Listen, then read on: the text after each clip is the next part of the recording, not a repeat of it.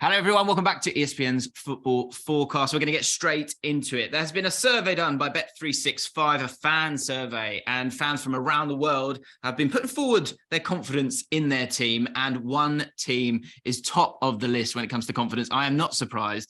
It is Brazil. We have Alexis Nunes to talk to us right now, live from Qatar, to go through the favourites for this World Cup. And we're going to start with Brazil, Alexis, because their fans are confident. I think generally a lot of people feeling they've got a very good squad. It's one of those where in the lead up to the tournament, you start to see the other squads. And as an English fan, I'm seeing that squad and I'm thinking, oh dear. But there's a lot of attacking talent in there. How are you feeling about Brazil? It feels like they're the favourites, certainly with their own people. But how do you feel about them? And who are going to be the key players for Brazil in this World Cup?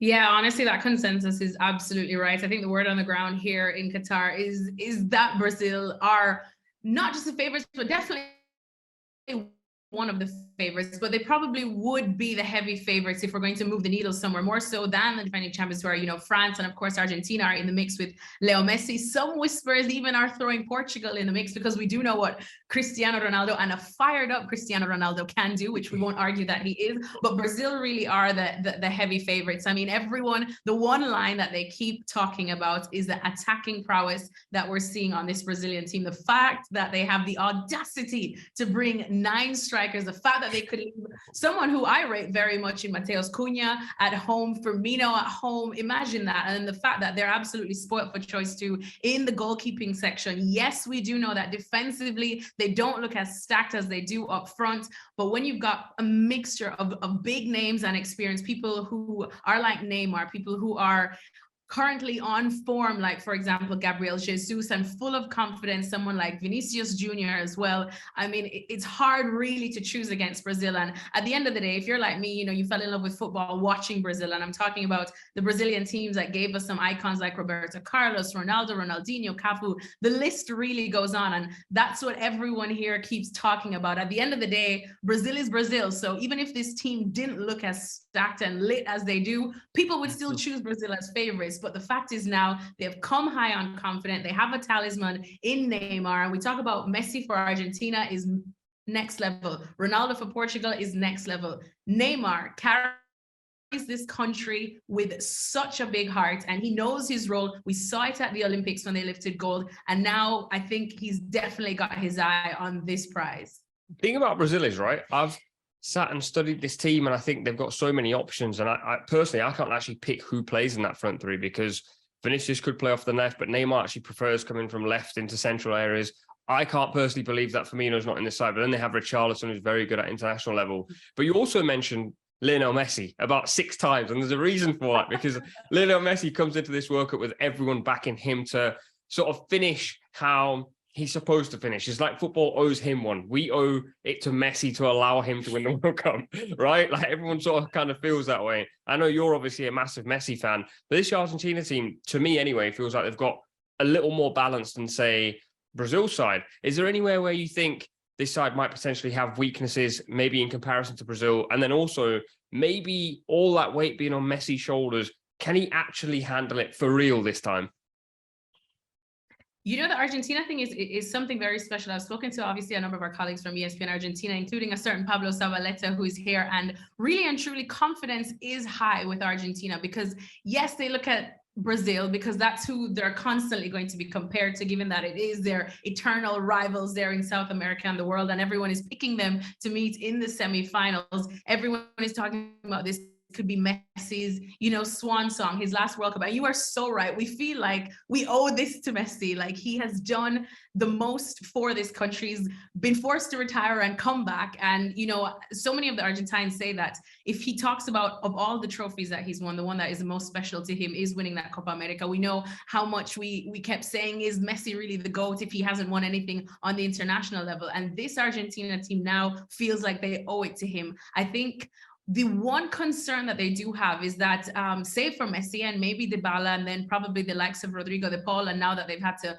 call up Angel Correa, who really aren't day-to-day or week in, week out starters for the team. It's a bunch of different players who, yes, this is a good team, and yes, they're calling this the best Argentina team that we've had in a while, and we've seen what Messi can do with an Argentina team that wasn't necessarily highly rated. Imagine what he can do with one that is highly rated, but they just don't have as many regular starters as they would like to have, or as they would like to compare to the likes of England that they keep comparing to, or Brazil as well. However, one of the things that they talk about is the same thing with Spain. Like, yes, they're not as many, starting 11 players or regulars, but this is a team that understands each other. This is a team that is a family. It's a team that, we compare to Cristiano Ronaldo, and everyone's wondering, is the rest of the team going to let him be who he needs to be? This is an Argentina team that is so happy with letting Messi be who he needs to be, and they are so happy to support him in this one.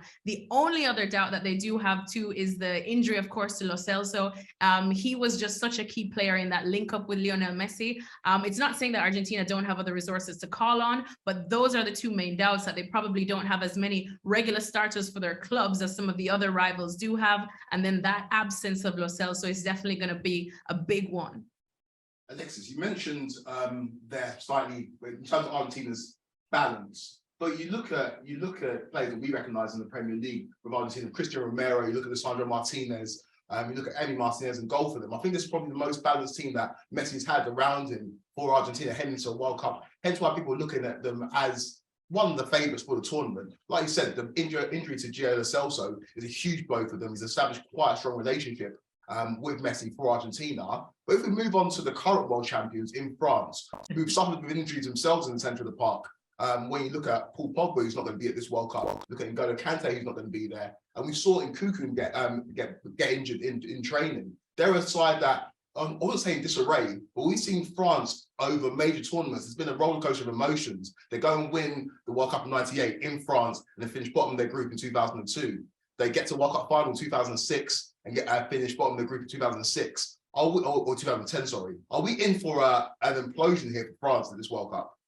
You may be thousands of miles away from here, but I think you've hit the nail on the head right there, because we went to France training yesterday, and it was such an interesting atmosphere. A lot of the questions from the France journalists themselves were not ones necessary of confidence. It was almost like, can we really do this again? Are you sure? And the players kept having to reiterate, yes, we are confident. Yes, we can do this. Yes, we've been here before. Yes, Benzema's great. Yes, Mbappe's great. But there is a lot of doubt with this France team. And I mean, it's a nice doubt to have, because nobody's doubting that they'll get out of the group or they'll get out of the round of 16. They're just doubting if they can win it all again, because honestly, the two injuries that obviously everyone points to is the injury to Paul Pogba and the fact that he's a miss. I mean, we talk about how he has been for, Manchester United before he left and went back to Juve. And one thing that we have to separate is Paul Pogba for France is a different Paul Pogba than any Paul Pogba I think we've seen for the club. We talk about players like Ronaldo and Messi who carry their countries on their back. Paul Pogba has done that as well.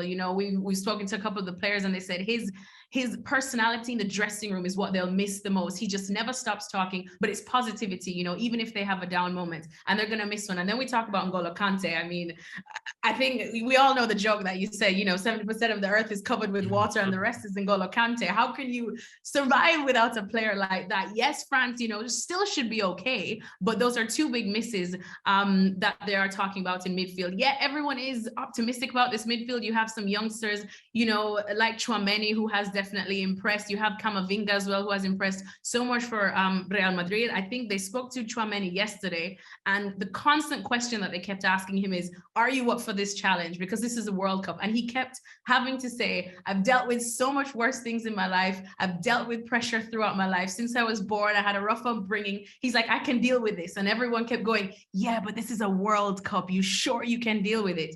And that's, I think, what took me by surprise, that basically all of the questions directed to the France players yesterday in training had to do with, are they sure that they are mentally and ready to defend this World Cup crown? Because the truth is, there are some doubts. They are expecting a roller coaster of emotions. Yes, we wouldn't be surprised if we still see France in that final, but I think people are expecting a lot more bumps than they would like on their way to get there. It's going to be interesting, isn't it, with France as well? There's that conservatism that you always get with Didier Deschamps, which has actually been utilised by quite a few international teams. And then you've kind of got three sort of elements of the barometer of attacking football, because you've got Brazil at the end of it, 40 goals in their qualifying campaign.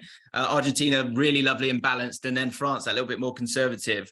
But out of those three then, Alexis, come on, we're going to be doing our predictions and talking about who we think is going to win the World Cup. You've got Mbappe, you've got Messi, you've got Neymar. Which one out of these three, or someone else, if you want to put them forward, is going to lift that trophy at the end of all of this?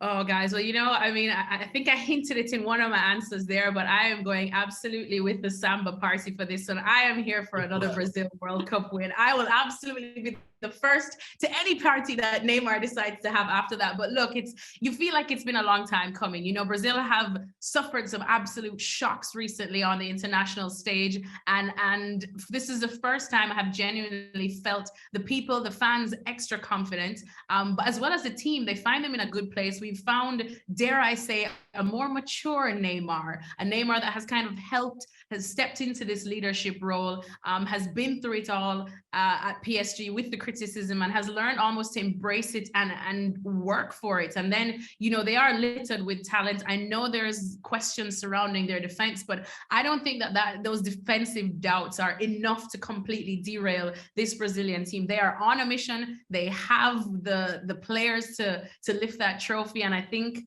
I'm just hoping for my prediction to be right now, so I don't have an egg on my face at the end of this World Cup, but I'm hoping that that's what we're going to see. And then I'll invite all of you guys to the Brazilian Samba party after. Looking forward to it, Alexis. Let us know, guys, in the comments down below. Do you agree with Alexis? Do you think that she is right by saying that Brazil are going to win it? And make sure you check out all of ESPN's football forecast this week. Thanks so much for watching ESPN on YouTube. And for more sports highlights and analysis, be sure to download the ESPN app. And for premium content and live streaming, subscribe to ESPN Plus.